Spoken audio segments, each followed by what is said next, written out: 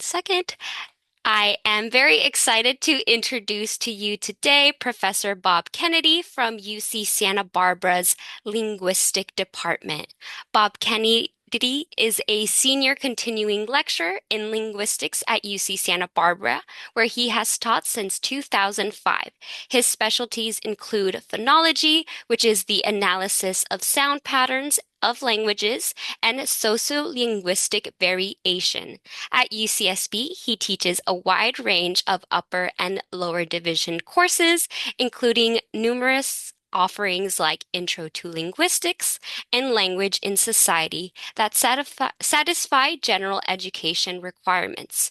Today's lecture will investigate how linguistic structures adapt to particular communicative contexts in the sports industry, such as media counts and interactions among participants. So, without further ado, let's go ahead and hand you over to Professor Kennedy.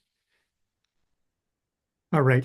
Thank you, Vanessa, and I'm delighted to be here. Let me just get this full screen so that we can get underway. So, my plan for today was to share a little snippet of 116. It's called Language and Sports. It's, as you can imagine, a fairly unique course in terms of the college context. I've been teaching this class about every other year since about 2008. It's a course of my own design. And I think if you were just to look at the title of the course, you might assume right away, oh, that's just going to be, a whole lot of fun and maybe a relatively easy course. And there is a lot of fun to it, but there's also opportunity to learn, in fact, a lot about linguistics in particular. So here's a quick overview of what you find out if you were to look up this course in our course catalog at UCSB. Language and Sports examines the usage of language in organized sports with analysis of lexical, morphological, syntactic, discursive, and phonological levels. That's a whole lot of technical stuff to essentially indicate that we look at the words that people use in the contexts of sports, the way that they construct words, but also the way that they can construct much more complex interactions in their language behavior. And a really big theme is that the choices that people make linguistically when they communicate with each other in sports contexts are adaptive to the needs of the setting. And that lesson generalizes well beyond sports, but it's just a really, I think, interesting and fun kind of scenario or circumstance to explore that kind of question more deeply. So, um, we certainly go well beyond the idea that different sports have different words. That is basically true, and that's something that we explore pretty much in the first week of the course. And we go well beyond that over the subsequent weeks that follow those initial lectures in the class. We spend some time looking at the notion of sport-oriented metaphor, where we can see how people would use words or phrases from a sports source domain and apply them out in the real world, but also the opposite direction can also happen. So that gets us into about 2 weeks of the quarter, but we spend a lot of the rest of the class looking at much more complex patterns of usage in broadcasts. So when someone is narrating a sports game on TV or on the radio, there are things that they do that typify the way that they use language in that kind of scenario. Likewise, when someone is actually involved in an athletic activity or a sports activity, whether they're a coach or an athlete or participant, the way that they interact with each other belie patterns that are, typified and adapted to the particular context. So that's what we have been focusing in this class for much of the rest of the quarter. We are currently in week 8 of the quarter. And in the end, I think what I'll be able to get out of this and what the students will be able to get out of this is a couple of emergent points. And the class is designed so that it appeals to people outside of our major of linguistics, but it's also meant to be really instructive to students who are in our major who have already taken a number of other analytical courses in linguistics. So our non-majors get to experience, perhaps for the first or second time, how linguistic analysis of the type that we do in the class is just really, really widely applicable. So it comes as a surprise that to them at least, that they're able to see how much complexity there is in the arrangement of meaningful communication in just natural everyday interactions. And again, the majors in our class get to apply their skills in what to them I think is probably an unexpected setting. They don't need to be sports fans to do well in the class. And in fact, some of the, I shouldn't tell you this, but some of the best scores at the moment are from students who have told me at one point or another, I don't really know that much about sports.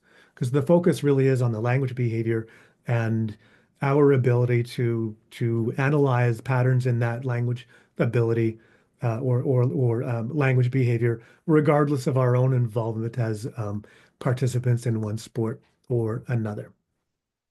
All right. So let me situate us back to where this particular lecture comes from. This lecture is distilled from something I taught a couple of weeks ago, a little bit before our midterm, I think roughly week 5 or so of the quarter.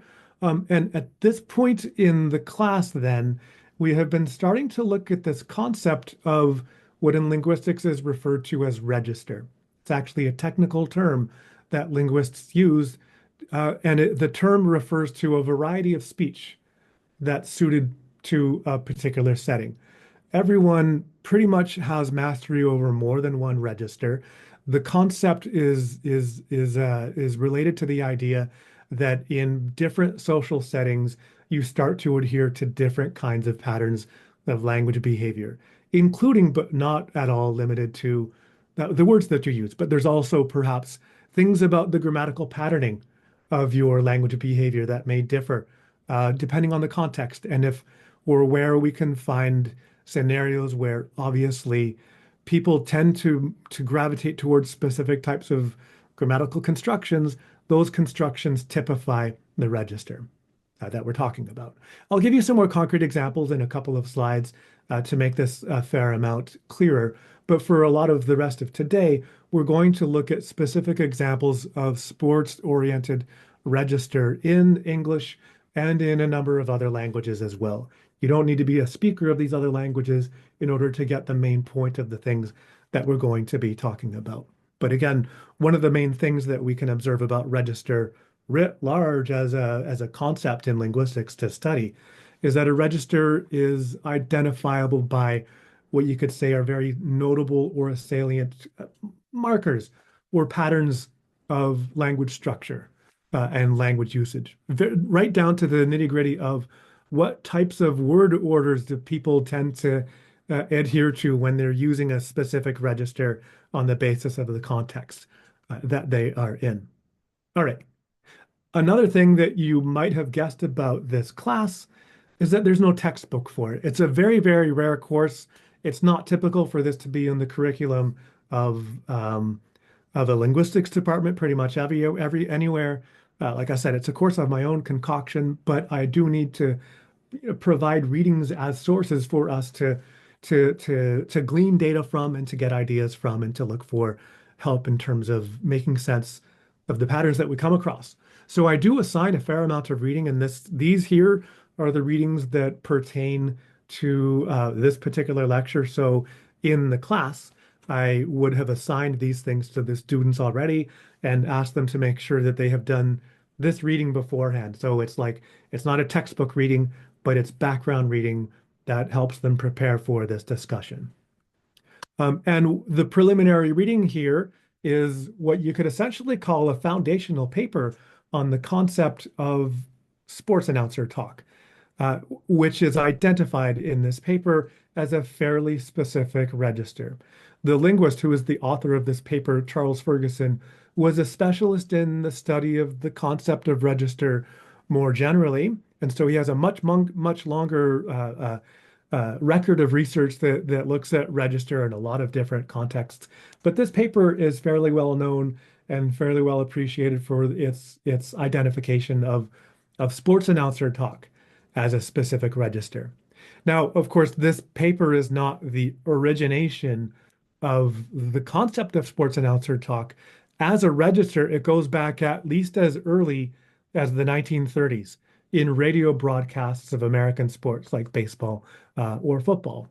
But his paper in 1983 is one of the earliest academic acknowledgments of the claim that there is a register that radio and television announcers use that can be identified on the basis of the grammatical constructions that such announcers tend to draw upon when they give their broadcast narrations. And the things that make this a notable register show up in some fairly, I guess you could say, salient usage of some syntactic configurations. Syntax and syntactic concepts relate to word order. And so here it's an enterprise where we can look very deeply at the ways in which ideas are not simply encoded into words, but the way those words are ordered into much more complex constructions. And we talk about that as the syntax of spoken language.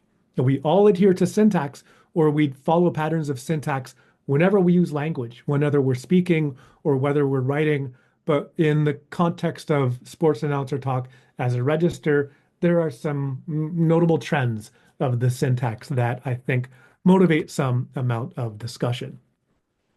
Something else I need to add to this, though, is that none of these structures is unique to sports announcer talk. They all come from the language more generally. They're all things that people otherwise do in other contexts or in other registers. But Ferguson's contribution here is to point out that all of these things that we have access to seem to have perhaps a higher level of frequency in sports announcer talk.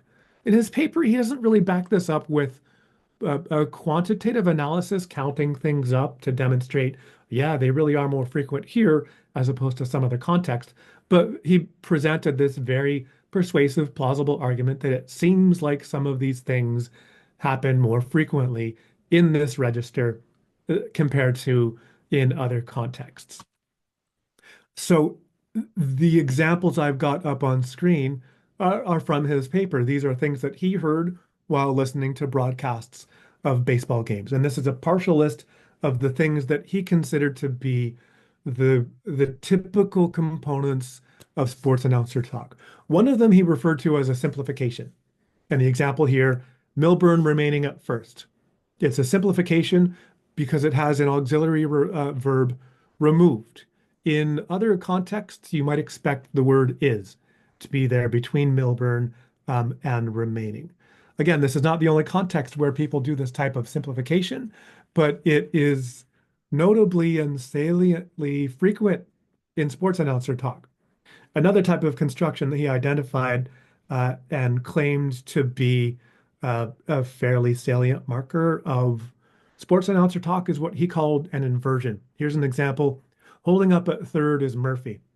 In this example, the word Murphy, this noun here, this is the subject of the sentence. It's the subject of the sentence, even though it's at the end of the sentence. So there's a, um, a, a divergence away from what you would call the canonical word order of English. The canonical word order of English is subject, verb, object. About 45% of languages of the world adhere to that canonical word order. Other languages have different canonical word orders. For example, they may be subject, object, verb languages, or they might be verb, subject, object languages, or yet other kinds of permutations of those orderings. But the main thing here is that this is an inversion. We have the main verb at the beginning of the sentence, its auxiliary is near the end, and then it's followed by the subject of the sentence.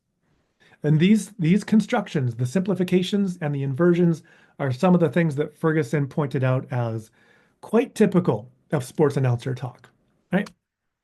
So the fact that they appear in this paper and they appear to be linked to the concept of the register of sports announcer talk, the style of language used by broadcasters, is an opportunity for me to lead the students through some, I think, hefty and technical syntactic analysis. You need to be able to talk about concepts like the subject or the inversion or the auxiliary and different things like this and orderings of these things in order to make sense of these. So we could just put this up there and say that this happens, or we can get a lot more technical about it and understand you could say the syntactic underpinnings and the syntactic machinations of this ordering and compare it to the more canonical ordering of things. So one of the consequences of this type of analysis is that we get to spend time identifying sentence types on the basis of their structure and the orderings of components within them. So I get that it's super technical, but it ends up being a lot of fun on the because of the kinds of comparisons that we can make. Also, this particular paper has led me to incorporate into this class an assignment where I have my students actually do a transcription, create a transcription of a sports broadcast of their choosing. So they are supposed to write up about 1,000 words of this transcription, and then they do an analysis of that broadcast, looking for things like these simplifications and these inversions. And so they get to see if the broadcasts that they look at have the same types of constructions that Ferguson identified in this earlier foundational paper. I've always had them do this assignment since I started teaching the class. It's one of the biggest components of the workload for the course. And over the years, it has become apparent to me that there are a wider range of constructions that typify sports announcer talk than what Ferguson identifies. So Ferguson's a very good starting point, but there's more to be uncovered. There's more phenomena that my students typically find in their transcripts. So let's get back to looking at some concrete examples.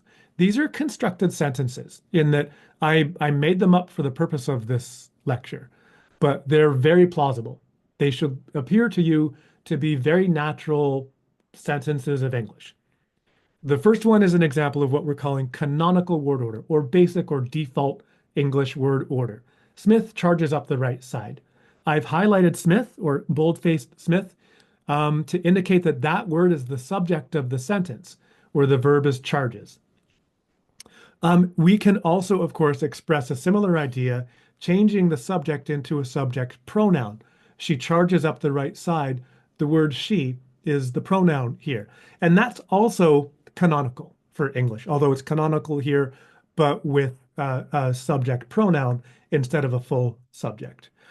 There are things that we can do to alter the syntax of the construction to place the participants of the sentence into different positions. So when we talk about the concept of syntactic variance, then what I'm getting at is the notion that we can play around with word order to present essentially the same event, but drawing your attention to different things because of the difference in word order. And one of the simplest ways that we can do this is by using a passive construction. The ball is caught by Smith. In this sentence, Smith is still doing something, but Smith is not the subject grammatically of the sentence. One of the big lessons, not just of this lecture, but of this course, and in fact, not just of this course, but of linguistics more generally, is that the structure of things, whether we're talking about words or sentences or phrases, is distinct from the interpretation of them, the meaning of them. So the subject is not necessarily the word that refers to somebody doing something. The subject is a position within a sentence. And in this third example, the subject is the phrase the ball, and Smith is something else. Smith is still doing something, but is not the subject. We have done some reordering here and placed the name of the person doing something towards the end of the sentence instead of at the beginning of the sentence, which is what we would get if we made Smith the subject. Now, then, in the examples that Ferguson brings up, there are things that the sports announcer talk register allows the speaker to do. Inversion is an alternate way of naming the person who's doing something at the end of the sentence. Here, though, it is the subject and the person that's doing something at the end of the sentence. So charging up the right side is Smith, is this inverted form. Smith is the subject, but the subject is at the end. This counts as an example of what Ferguson was calling an inversion. Then there's the telegraphic construction. That's a word that means pretty much the same thing as what Smith was, or I'm sorry, what Ferguson was calling a simplification, Smith charging up the right side. Here we've got the subject at the beginning of the sentence, but the loss of that verb makes it seem like it's more urgent. It injects a degree of a sense of quick action to take that word out. So these are syntactic choices, word order choices that the speaker can make use of to dress up their broadcast delivery, to make it more interesting, perhaps in the case of the telegraphic delivery, or to name the person doing the action later on in the sentence, in the case of the inversion.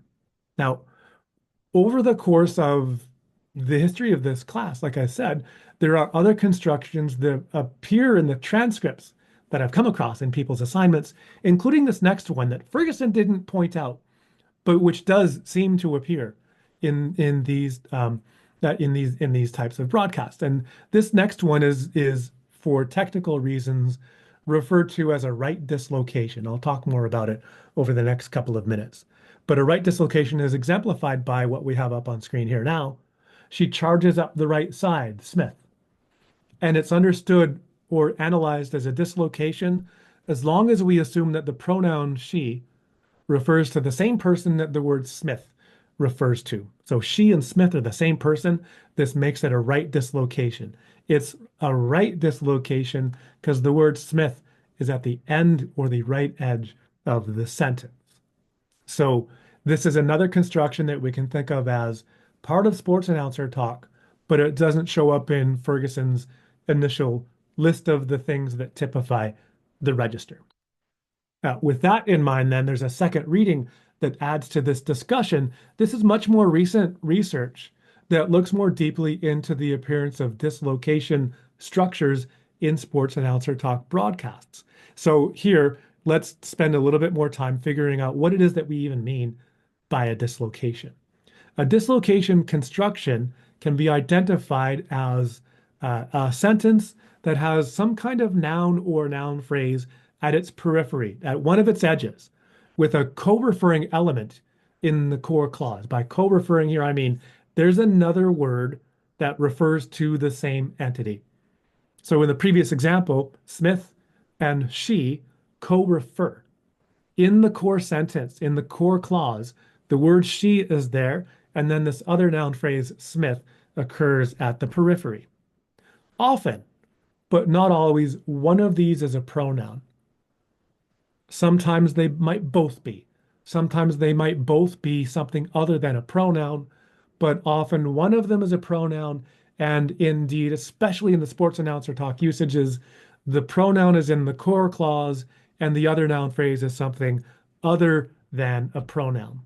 For the sake of completeness, you can have a left dislocation where there's a noun phrase at the beginning of a sentence and it co-refers with a pronoun in the middle of the sentence, usually a subject pronoun. Or you can have right dislocation, where there's a noun phrase at the end of a sentence and it co-refers very likely with the subject pronoun of the sentence. So left dislocation, right dislocation. These scholars were particularly interested in the frequency of right dislocation in sports broadcasts, identifying particularly not just right dislocation on the basis of its form, but investigating the apparent motivations for why people use it. Because there are reasons why broadcasters use any of these constructions, and different constructions have different motivations or reasons for their use. But their claim basically is that right dislocation appears to establish or clarify reference or resolve ambiguity. That means that if in the course of a sentence they use a pronoun, but then it's apparently not clear who the pronoun refers to, they add in a right dislocation afterwards to clarify whoever it was that the pronoun was referring to.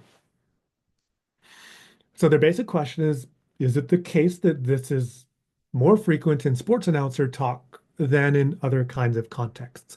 And they have a quantitative analysis that supports this particular claim.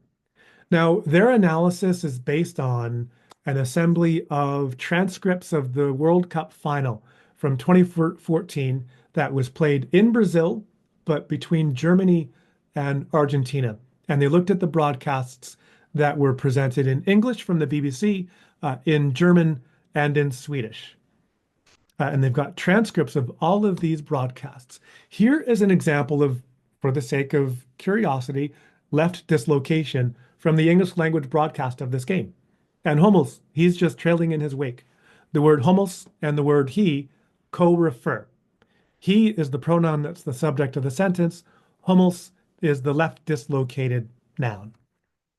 Here's an example from German. It's not the same event in the game, not the same point in time. It's another example of left dislocation. Und Jürgen Kohler, der wird sich heute in Klinsmann festbeißen. So the pronoun der is the subject pronoun. I've given you the gloss. This is the translation into English here. It lines up with our word he, and the person's name, Jürgen Kohler, is left dislocated at the beginning of the sentence. So left dislocation happens in these broadcasts. Left dislocation happens elsewhere too. Right dislocation happens in these broadcasts. Here's an example from the English language broadcast of the same game. Well, they had a rocky few minutes, Germany, where the word they and the word Germany refer to the same entity, the same team. They is the subject pronoun. Germany is the right dislocated noun at the end. And it clarifies what the word they had referred to. Right dislocation also occurs in the German broadcasts. Den kann selbst Lionel Messi nicht bändigen diesen Ball, where the word den is the pronoun and diesen Ball is the right dislocated noun phrase. All right, so both of these languages have broadcasts in which the broadcasters produce right dislocation. Typically, they find that when right dislocation happens in these broadcasts, it happens in particular because on screen during the broadcast, the camera shows some other person different from who they're talking about. So in this example, someone else is on screen, but the broadcaster is talking about a particular Argentinian player with the last name Higuain. He's having a go now at the fourth official as well, Higuain, on the touchline. So this right dislocated instantiation of that word clarifies that its co-referential pronoun here is different from whoever the person was on screen, not Higuain. So it happens in this English language broadcast. Here's another example, different player, German player in this case. He's a clever player, Lam, as well. He is the subject pronoun. The word Lam is the right dislocated noun. It also happens in German. In this example, there's a couple of usages of the pronoun er, which lines up with our he. It's a different form of the pronoun here, but it refers to the same person that the name Sami Khedira refers to. But on screen, someone else was visible and not Sami Khedira. So the broadcaster was saying all of these things using this pronoun he, realized that someone else is on screen, so adds in as a right dislocation to clarify and disambiguate Sami Khedira at this point. Another example of right dislocation. Now, not every example of right dislocation is strictly for the purpose of disambiguation. Sometimes it appears just as a way of highlighting something remarkable in the broadcast or in the game. And here's an example of this in the English language broadcast. Germany having already had to make one change in the game and one just before it. Oh, it's a naughty foul, that. Where the word that, it's the dislocated form. This is one of those examples where there's a pronoun that's dislocated and a more a fuller noun phrase as the core element in the clause. Regardless, it's still dislocation. And in this case, it's not to disambiguate. It's just to really highlight something, draw your attention to the fact that they really wanted to point out how naughty this foul was. Here's an example of one of these highlighting types of right dislocations in German, where the pronoun er occurs earlier on, and then there's this dislocated Toni Kroos later on at the end of the sentence. So it matches the more generic pattern of there being a subject pronoun in the core clause and then a right dislocated full noun later on. This one's not disambiguating though. Based on the context, it was clear who er referred to, but they really wanted to repeat his name just to draw attention to what they felt was remarkable. That's at least the analyst's reading of this particular example of right dislocation. Okay, take a breath because that's a whole lot of technical stuff and a lot of examples, especially from languages that we don't necessarily all speak. We've got this English gloss to help us make sense of it, but there's a lot here to look at. But the bigger question has to do with the frequencies of these constructions. In this World Cup transcript, or in these three World Cup transcripts, that's what WC here refers to, there are two left dislocations in the English broadcast and 26 right dislocations in the English broadcast. Zero, in fact, left ones in the German, 28 right dislocations in the German broadcast, and similar numbers for the Swedish broadcast. Basically, relatively few left dislocations and a larger number of right dislocations. These numbers here are raw numbers, and then in parentheses, these are per thousand words. So this is a way of calibrating it against a standardized measure. So every thousand words in the broadcast, there are about two right dislocations, or about 3.5 right dislocations every thousand words in Germany or in German, which when you put it into that calibration still seems fairly low. It's a lot higher though in the per thousand word measure for the left dislocation. And it's actually not a particularly insignificant amount. These are pretty frequent as constructions per thousand words. Okay. But the real question gets answered when we compare it with counting up right dislocations in non-sports broadcast transcripts. Right dislocation in English and in German happens to occur at a rate that's a lot more consistent with left dislocation in each of these languages. So indeed, we can, from their analysis, infer that right dislocation is not only just notable in these broadcasts, it really does happen at a rate of frequency that's a lot higher in the sports announcer talk broadcast than elsewhere. Likewise, it's not unique to it. It does happen elsewhere, just not as much. This is a really good example of why we ought to call this a register in the first place. It has access to these syntactic structures, in this case, right dislocation, and it happens to use them at a higher rate of frequency than people use them otherwise. But again, people use them anyway in other contexts, just not as much. So I want to, I think, draw some interim conclusions and then move on to some examples from some other languages. So the right dislocation stuff seems to happen for the most part for the sake of disambiguation, but that's not its only motivation. There are other reasons why the broadcasters use it, and one of them seems to be that it provides some amount of stylistic highlight, which is actually what the inversion structures do, and which is what the passive structures do.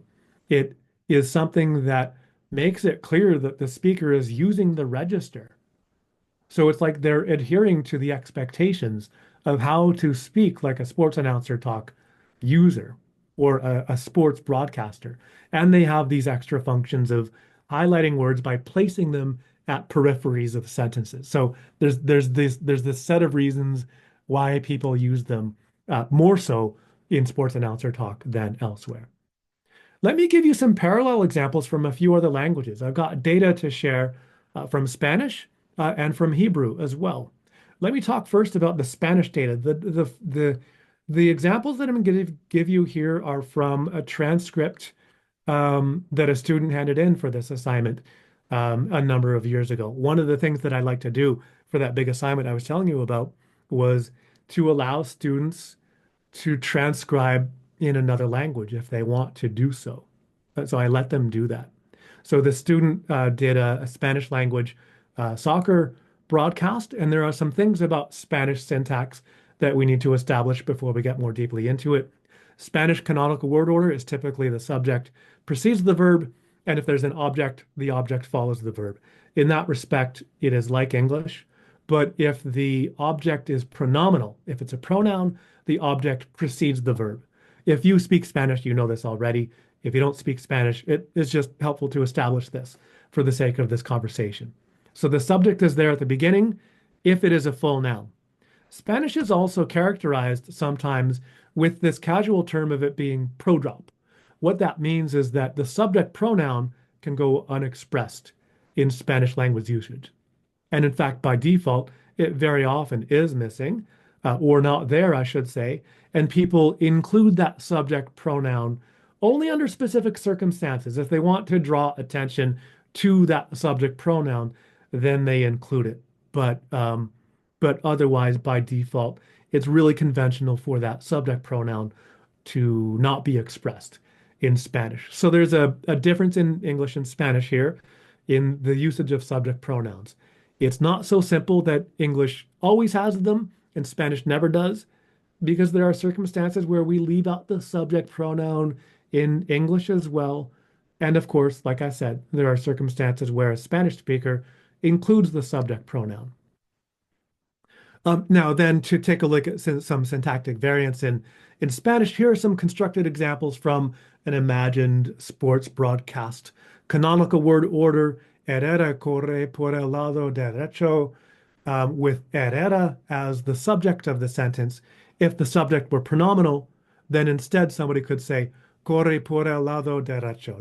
There's no subject pronoun, but you can understand that the person doing the activity is whatever the word Herrera would refer to as well. You don't need to have the subject pronoun because it's Spanish. Spanish football broadcasts, though, allow for the user to name that subject towards the end of the sentence. So it's highly conventional, in fact, for a broadcaster to say something like corre por el lado derecho, Herrera, where this word at the end is the name of the person doing the thing and is plausibly also the subject. This is not canonical order. The subject has been moved to the end of the sentence. It's not really clear, in fact, whether I can call this inversion or right dislocation. It could be thought of as right dislocation because you can imagine there's this understood subject pronoun over here and this dislocated noun at the end that refers to that same entity that the understood pronoun refers to. That makes it right dislocation. It's not really important to me whether we figure out should we call it inversion or should we call it right dislocation. The main thing is that the word herrera can occur at the end. And this is not something that is otherwise conventional in Spanish. However, there are other contexts in Spanish beyond sports announcer talk in Spanish where somebody can do this. So it's not unique to Spanish sports announcer talk. It does typify it. So I'll share with you some of the data from the particular student's submission for their assignment. They transcribed a 2008 football game between Chile and Argentina, World Cup qualifiers, and the transcript included sequences of deliveries like this: Viene Chile, viene Matias, se freno Matias, sacó cambiazo. Everything that's highlighted here is a right dislocated element or a late subject. Either way, it's a divergence from the canonical word order for subjects and verbs in Spanish. And there's more. The transcript here had a whole bunch of them. Here's more of an example. And these aren't just cherry picked. This was a sequence of 5 lines, each of which had a right dislocated element each time. So la perdió Matías, se viene Lionel, por dentro está Agüero. There's other things about this that would suggest that this is typical Spanish sports announcer talk, but the focus here is primarily on the placements of the subject right dislocated at the end of the sentence in particular. So Spanish broadcast syntax has this movement of things, just like English and German and Swedish have these movements of things and divergence from canonical word order.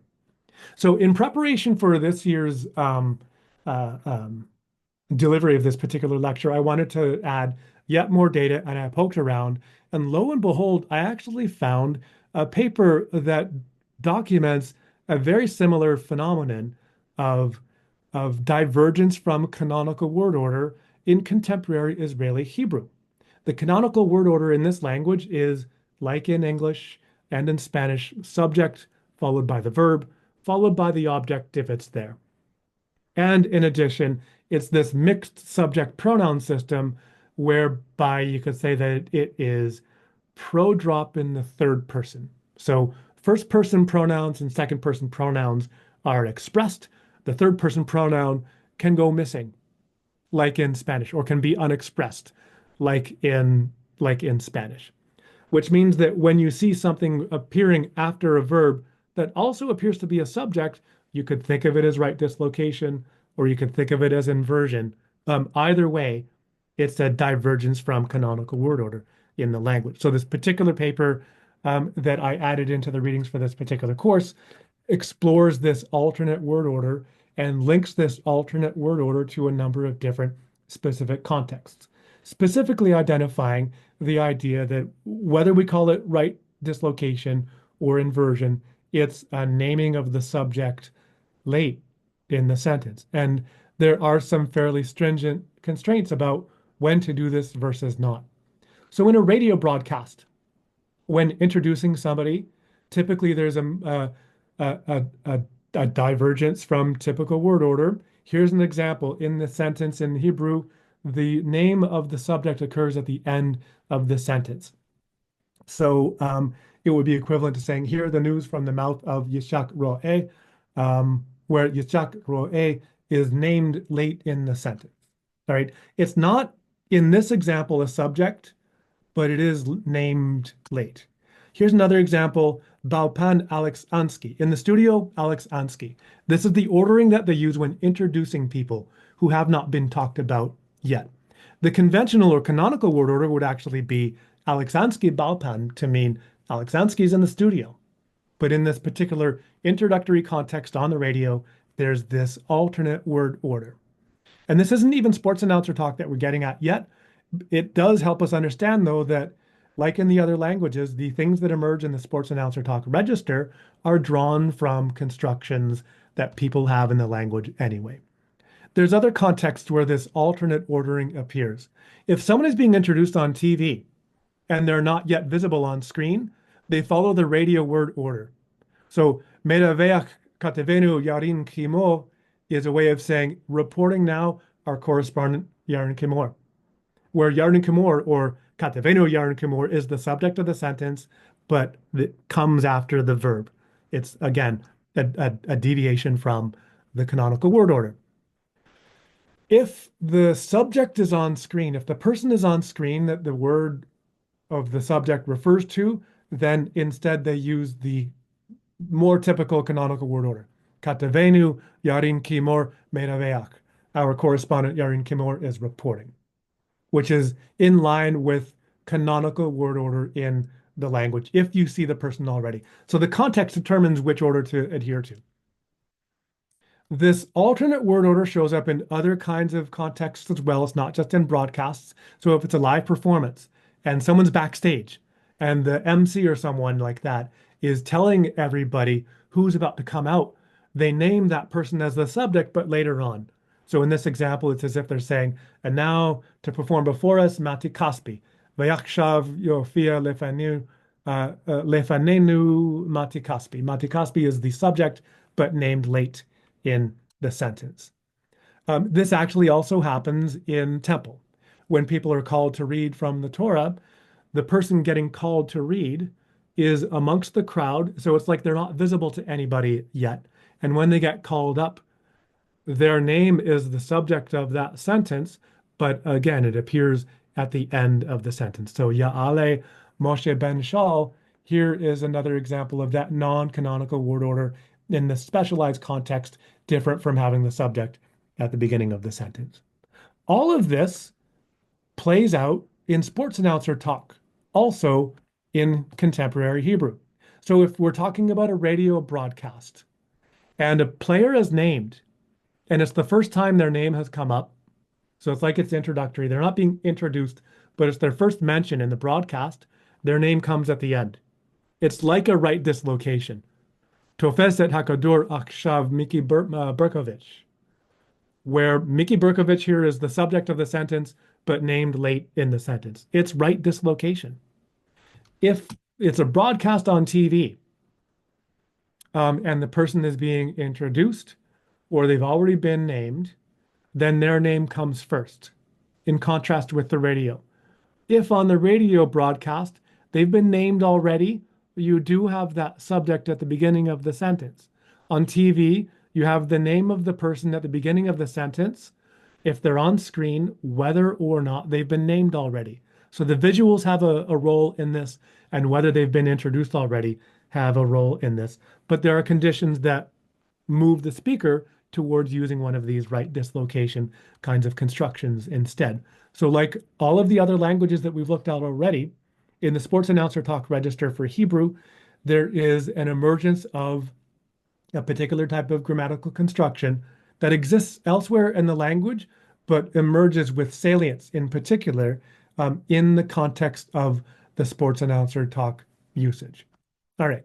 So to summarize then real quick, these right dislocation structures, they all have a point. They all have a purpose. Some of it is simply to name the person late for whatever reason. Some of it is to fulfill the expectations of the style of the register. It's like you come across as a more credible kind of announcer if you're using the strategies that everybody knows other broadcasters use as well. And this is not unique to right dislocation. This is true of the full range of these syntactic manipulations that typify sports announcer talk.